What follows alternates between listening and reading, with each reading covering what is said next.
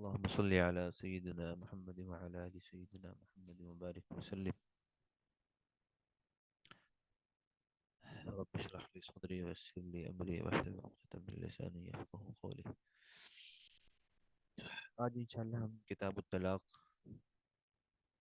پڑھیں گے، اور اس سے پہلے ہم نے کتاب النکاح میں نکاح سے متعلق مختلف احادیث پڑھی تھی، اور اسی میں ہی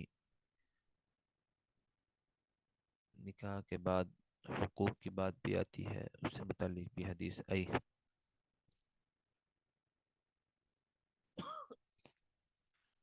تو انشاءاللہ اب کتاب الطلاق کو پڑھیں گے.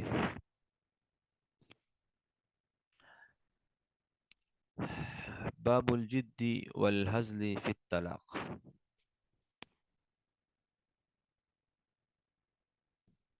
باب الجد والہزل فی الطلاق. جد کہتے ہیں سنجیدگی، اور ہزل کہتے ہیں ہنسی مذاق. طلاق میں یہ باب ہے سنجیدگی اور ہنسی یعنی مذاق طلاق میں کیا معنی رکھتی ہے، اس سے ریلیٹڈ اس میں انشاءاللہ بات ہوگی. اسی سے متعلق ہم بات کریں گے.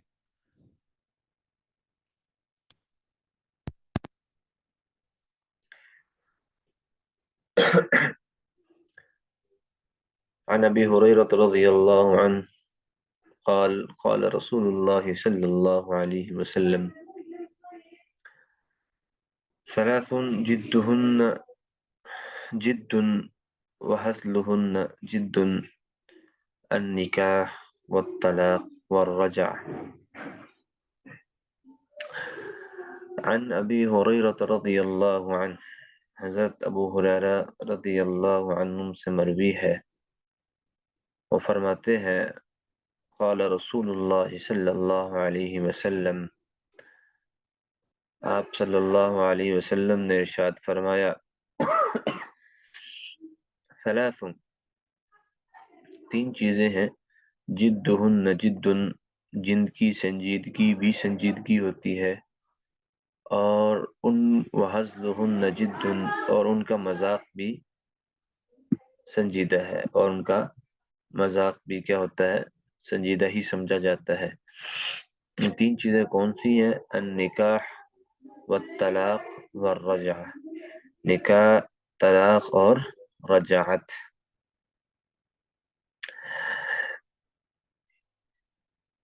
آپ علیہ السلام نے فرمایا تین چیزیں ایسی ہیں جن کا سنجیدگی میں بولنا بھی سنجیدہ ہے، سیریس ہے. اگر مذاق میں اس کو لیں تب بھی مراد سیریس ہی ہوگی، سنجیدگی ہی مراد ہوگی، مذاق مراد نہیں ہو سکتا وہاں پر. تین چیزیں ہیں، نکاح، طلاق اور رجعت.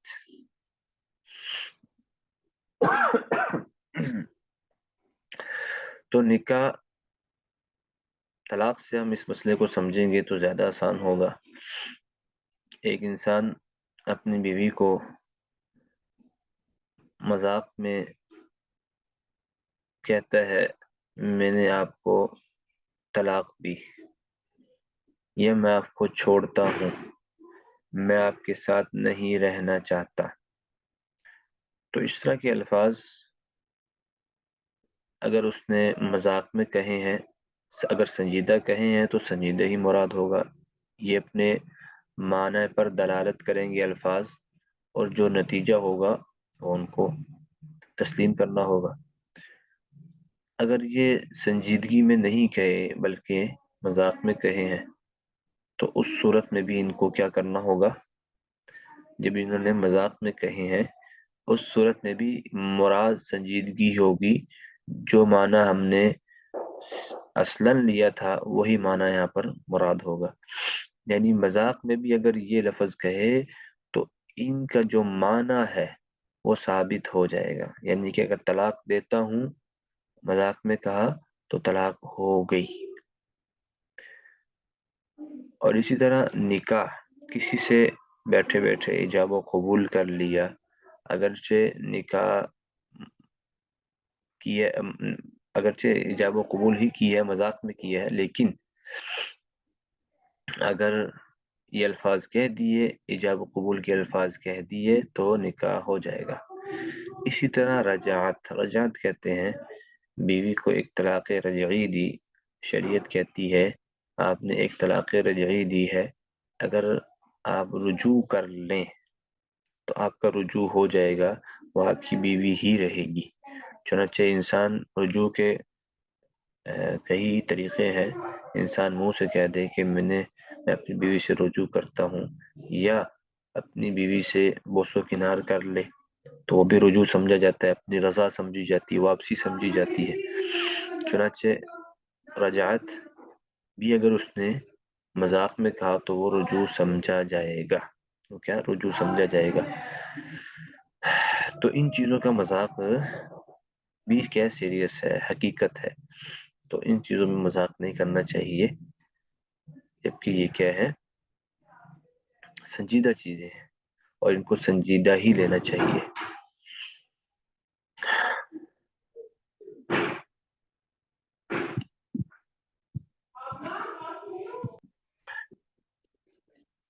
جی دوسرا باب ہے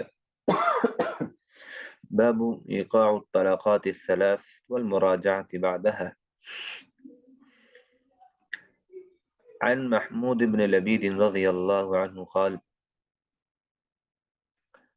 محمود بن لبید رضی اللہ عنہ فرماتے ہیں، اخبر رسول اللہ صلی اللہ علیہ وسلم عن رجل، اخبر یہ اخبرہ ہوگا، اخبر رسول اللہ رسول اللہ یہ اصل لفظ ہے، اخبر رسول اللہ صلی اللہ علیہ وسلم عن رجل طلق امرأته 3 تطلیقات جميعا۔ اخبرہ مطلب صیغہ مجہول کا ہے کہ آپ علیہ السلام کو خبر دی گئی، عن رجل ایک شخص کے بارے میں جس نے اپنی بیوی کو 3 تطلیقات طلق امرأته اپنی بیوی کو طلاق دی، 3 طلاقیں ایک ساتھ، جمیعاً مطلب ایک ساتھ۔ فقام غضبان تو آپ علیہ السلام غصے سے کھڑے ہو گئے، ثم قال پھر فرمایا، ایلعب بکتاب اللہ کہ اللہ تعالیٰ کی کتاب سے کھیلا جاتا ہے،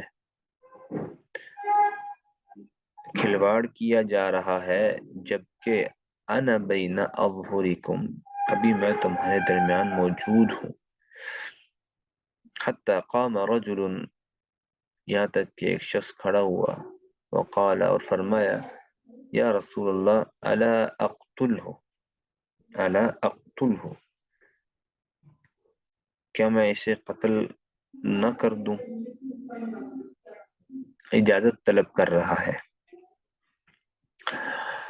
دوبارہ سنی حدیث، عن محمود بن لبید رضی اللہ عنہ قال، اخبر رسول اللہ صلی اللہ علیہ وسلم عن رجل طلق امرأته 3 تطلیقات جمیعا، آپ علیہ السلام کو خبر دی گئی ایک شخص کے بارے میں جس نے اپنی بیوی کو 3 طلاقیں ایک ساتھ دی، فقام غضبانا تو آپ علیہ السلام نے جب یہ بات سنی تو غصے سے کیا ہوئے، کھڑے ہو گئے، ثم قال پھر فرمایا، ایلعب بکتاب اللہ کہ اللہ تعالیٰ کی کتاب سے کھلواڑ کیا جا رہا ہے، وَأَنَا بَيْنَ أَظْهُرِكُمْ جبکہ میں ابھی تمہارے درمیان موجود ہوں، یعنی کہ نبی کے ہوتے ہوئے جو نبی کی کتاب ہے اس کے خلاف کام کیے جا رہے ہیں۔ اللہ تعالیٰ نے قرآن مجید میں تو حکم نہیں دیا اس چیز کا، حتی قام رجل یہاں تک کہ ایک شخص کھڑا ہوا، وقال اور کہا، یا رسول اللہ الا اقتلہ کیا میں اس کو قتل کر دوں، یعنی میں اس کو قتل نہ کر دوں، یعنی کہ انہوں نے آپ علیہ السلام سے کیا کی، اجازت مانگی آپ علیہ السلام کے غصہ کو دیکھ کر، یعنی کہ یہ وہ شخص، اس شخص کی وجہ سے آپ علیہ السلام کو غصہ آیا تو ہم اس کو قتل کر دیں۔ صحابہ نے اجازت طلب کی، کیونکہ آپ علیہ السلام نے فرمایا کہ کتاب اللہ سے کھلواڑ کیا جا رہا ہے جبکہ میں ان کے درمیان موجود ہوں۔ کیا کھلواڑ کیا ہے؟ قرآن مجید نے، شریعت نے، محمدیہ نے، ہماری شریعت نے ہمیں منع کیا ہے کہ ہم اگر کسی کو چھوڑنا چاہ رہے ہیں، کسی یعنی کہ اپنی زوجہ کو اگر چھوڑنا چاہ رہے ہیں تو اس میں ہم انہیں طلاق کا یہ انداز اختیار نہیں کر سکتے، اس انداز سے منع کیا ہے۔ اور دیگر صورتیں شریعت نے بیان کی ہیں، کون سی صورتیں اختیار کر سکتے ہیں، کون سی صورتیں اختیار کر سکتے ہیں؟ ہاں، علیحدگی کرنی ہے، آپس میں نباہ نہیں ہو رہا تو علیحدہ ہو جاؤ، یہ تو قرآن بھی کہتا ہے۔ قرآن میں اللہ تعالیٰ نے فرمایا ہے کہ اگر تم ایک ساتھ نہیں رہ سکتے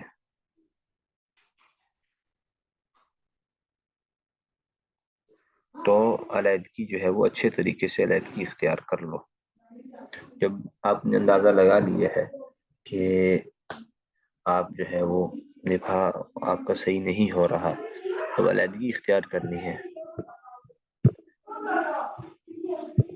چنانچہ آپ علیہ السلام نے اسی وجہ سے فرمایا کہ شریعت جو حکم دیتی ہے اس کے خلاف کر رہے ہیں، حالانکہ ابھی جس پر شریعت نازل ہو رہی ہے وہ ابھی موجود ہے، تب بھی کتاب اللہ سے کھلواڑ کیا جا رہا ہے۔ اصل میں طلاق اگر جدائیگی اختیار بھی کرنی ہے، اس کے 3 طریقے شریعت نے بتائے ہیں۔ طلاق حسن بھی ہے، طلاق احسن بھی ہے، اور طلاق بدعت ہے۔ طلاق حسن کیا ہے کہ آپ ایک طہر میں ایک طلاق دے، جب وہ گزر جائے دوسرا طہر ہو تو اس میں دوسری طلاق دی جائے، تیسرا طہر ہو تو اس میں ایک طلاق دی جائے۔ تو یہ طلاق کا طریقہ بتایا شریعت نے۔ چنانچہ اس کا فائدہ یہ ہوتا ہے جب انسان ایک طلاق دیتا ہے، غصے میں ہے، آپس میں نباہ نہیں ہوا، ایک طلاق دی ایک طہر میں، تو جب وہ طہر گزر رہا ہوتا ہے تو بسا اوقات وقت کے گزرنے کے ساتھ دونوں کو سمجھ میں آ جاتی ہے کہ دیکھیں مسائل تو آتے رہتے ہیں، مسائل کو حل کرنا ہوتا ہے، ان کی وجہ سے جدائیگی اختیار نہیں کرنی چاہیے۔ چنانچہ انسان ایک طلاق کے بعد بسا اوقات کچھ دیر بعد کو سمجھ میں آ جاتا ہے کہ اگر ہم جدا ہو گئے تو پھر تو مستقل جدائیگی ہے، لیکن اگر ہم مل جائیں آپس میں تو یہ گاڑی چل سکتی ہے۔ تو شریعت نے ایک طلاق کا حکم اس لیے دیا ہے کہ یہ چیزیں سوچنے کا موقع مل جاتا ہے انسان کو، تو بسا اوقات پھر دوسری طلاق کی نوبت نہیں آتی اور آپس میں گھر دوبارہ بس جاتا ہے۔ لیکن انسان اگر یہ دیکھے کہ غصہ آیا اور 3 طلاقیں ایک ساتھ منہ سے نکال دی، طلاق بدعت جسے کہتے ہیں، تو طلاق بدعت جسے کہتے ہیں ایک ساتھ منہ سے نکال دی غصے میں، اب وہ اس پر طلاق مغلظہ پڑ جاتی ہے۔ مغلظہ یعنی شدید قسم کی طلاق، جس کے نتیجے میں انسان دوبارہ نہ رجوع کر سکتا ہے نہ نکاح کر سکتا ہے جب تک کہ اس عورت کا حلالہ نہ ہو جائے، یعنی کسی اور کے نکاح میں نہ جائے، وہاں اس سے نکاح کرے، اور اس کے نکاح کے بعد اگر وہ اسے چھوڑ دے تب جا کے پہلے شخص کا نکاح اس سے ہو سکتا ہے۔ اب جب دارالفتہ میں فتاوی جات آتے ہیں تو اس میں اکثر لوگ کہتے ہیں جی غصے میں آ کے ہم نے 3 بار یہ کہہ دیا ہے، اب اس کا کوئی حل بتا دیں، کوئی اس کا کفارہ بتا دیں۔ بھئی کفارہ کیا ہوگا اس کا؟ آپ نے ایک ہی مرتبہ میں ایک ہی سانس میں 3 طلاقیں دے دی ہیں، جس کا شریعت نے منع کیا تھا۔ چنانچہ اب شریعت کہتی ہے اب اس کی پکڑ ہے، اب شریعت کہتی اگر رہنا چاہتی ہو دونوں، تو وہ اسی صورت میں ہو سکتا ہے کہ عورت کسی اور سے نکاح کرے اور پھر یہ عورت واپس آپ کے نکاح میں آ سکتی ہے اگر وہ اس کو چھوڑ دے. اس کے علاوہ کوئی صورت نہیں اس کی بچتی. چنانچہ اس صورت میں دیکھیں، اگر 3 طلاقیں ایک ہی ساتھ دے دیتا ہے تو اس صورت میں اب آپس میں رہنے کا جو آپس میں رہنے کا ایک موقع تھا تو وہ ہاتھ سے نکل جاتا ہے. چنانچہ جب شریعت کی بتائی ہوئی ترتیب پر طلاق دیں تو بسا اوقات جو ہے وہ دماغ ٹھنڈا ہو جاتا ہے لڑائی کے بعد، اور دوبارہ زوجین رہنے پر راضی ہو جاتے ہیں، جس کی وجہ سے مسائل حل بھی ہوتے ہیں پھر. تو اسی وجہ سے طلاق مغلظہ اگر دینی ہے، طلاق مغلظہ اختیار نہ کرے کہ ایک ہی ساتھ 3 طلاقیں دیں، بلکہ ایک طور میں ایک طلاق دی، دوسرے طور میں دوسری طلاق دی، اور تیسرے طور میں تیسری طلاق دی. بسم اللہ الرحمن الرحیم. آج ہماری حدیث جو ہے، جو سابقہ ہم نے حدیث پڑھی تھی، وہ دعا سے متعلق تھی. اور دعا جو ہے وہ کون سی دعا جو ہے اللہ تعالیٰ قبول کرتے ہیں، کون سی نہیں کرتے، اس سے متعلق ہم نے حدیث، امید ہے آپ حضرات نے بھی یاد کی ہوگی. حضرت ابو ہریرہ رضی اللہ عنہ سے مروی ہے، فرماتے ہیں کہ قال رسول اللہ صلی اللہ علیہ وسلم ادعوا اللہ وانتم موقنون بالاجابہ. تم اللہ سے دعا کرو، اس حال میں دعا کرو کہ اس کے یقین ہونے کا، تمہیں اس کے قبول ہونے کا یقین ہو. وَاعْلَمُوا أَنَّ اللَّهَ لَا يَسْتَجِيبُ دُعَاءً مِّن قَلْبٍ غَافِلٍ لَاهٍ. اور جان لو کہ اللہ تعالیٰ جو ہے غافل، لہو لعب میں مبتلا دل کی دعا کو قبول نہیں فرماتے. یہ حدیث الحمدللہ آپ نے پڑھ لی تھی، اور امید ہے آپ حضرات نے یاد بھی کی ہوگی، سن بھی لیتے ہیں انشاءاللہ سبق کے بعد. آج ہم اس سے آگے والی حدیث 30 نمبر حدیث کو دیکھیں گے، اور اس کو یاد بھی کریں گے، اس کو پڑھیں گے بھی انشاءاللہ.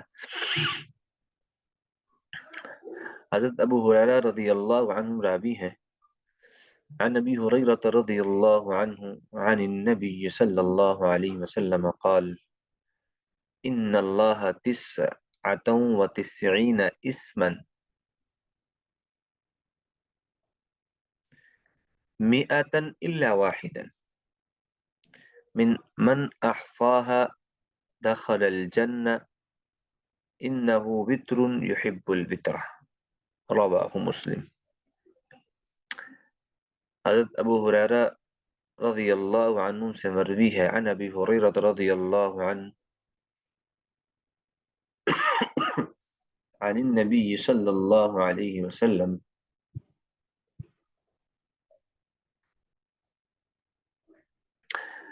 حضرت ابو ہریرہ رضی اللہ عنہ آپ علیہ السلام سے مروی، آپ علیہ السلام سے روایت کرتے ہیں، قال فرمایا، آپ علیہ السلام نے فرمایا، ان للہ 99 اسما، اللہ تعالیٰ کے 99 نام ہیں، یعنی 100 الا واحد، یعنی کہ 100 مگر ایک، 100 مگر ایک، یعنی کہ 99 نام ہے. من احصاها دخل الجنہ، جو انہیں یاد کرے گا وہ جنت میں داخل ہو جائے گا. یہ جو آگے حدیث کا فقرہ آ رہا ہے، انه وتر يحب الوتر، غالباً یہ دوسری حدیث کا فقرہ ہے، اس کے ساتھ ایڈ ہو گیا ہے، اس کے ساتھ وہ ایڈ ہو گیا ہے، اس کو ہم مزید دیکھ لیں گے انشاءاللہ. اصل حدیث ان اللہ 99 اسما من احصاها دخل الجنہ، جس نے اس کو یاد کیا وہ کیا ہوگا، جنت میں کیا ہو جائے گا، داخل ہوگا. میں اس کو مزید دیکھ کر آپ کو ابھی بتا دیتا ہوں انشاءاللہ. یہ میں نے حدیث نکالی ہے، مسلم کی روایت سے ہی نکالی ہے، جہاں سے ہم نے جہاں کا یہ ریفرنس دیا ہوا ہے وہی حدیث نکالی ہے. وہاں پر الفاظ ہیں عن النبی صلی اللہ علیہ وسلم قال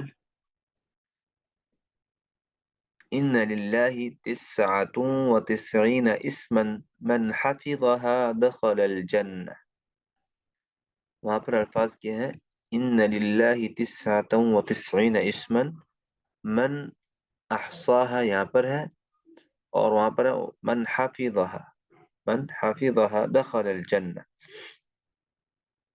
دوسری روایت میں بعین ہی یہی الفاظ موجود ہیں. یہ ایک روایت کے الفاظ تھے، جو ہم نے یہاں روایت ذکر کی ہوئی ہے اسی کے الفاظ جو ہیں، یہی الفاظ دوسری روایت میں بھی موجود ہیں. ان للہ تسعۃ وتسعین اسما مئۃ الا واحدا، یعنی کہ 100 ایک کم 100 یعنی 99 نام ہے. من احصاها دخل الجنہ، جس نے انہیں یاد کیا وہ جنت میں داخل ہوگا.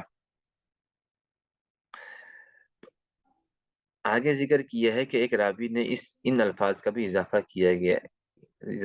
کیا ہے انہ وتر یحب الوتر، کہ اللہ تعالیٰ ایک ہے اور وطر کو ہی پسند کرتے ہیں. وطر کہتے ہیں نا طاق عدد کو، خود بھی طاق ہے اور طاق عدد کو ہی پسند کرتا ہے. اور 99 بھی کیا ہے؟ طاق عدد ہے، جفت عدد نہیں ہے. امید ہے بات سمجھ میں آ گئی. دوبارہ ترجمہ دیکھ لیجئے.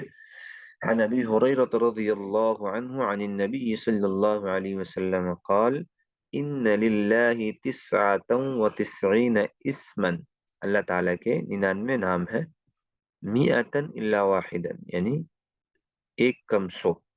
من احصاها، جس نے اس کو یاد کیا، دخل الجنہ جنت میں داخل ہوگا. انہ وتر یحب الوتر، اور بے شک اللہ تعالیٰ وطر کہتے ہیں طاق کو، اکیلے. طاق طاق ہے، اکیلے ہیں. یحب الوتر، اور طاق عدد کو ہی پسند کرتے ہیں. اسی لیے اللہ تعالیٰ کے کتنے نام ہوئے؟ 99 نام، اور وہ بھی کیا؟ طاق عدد ہے.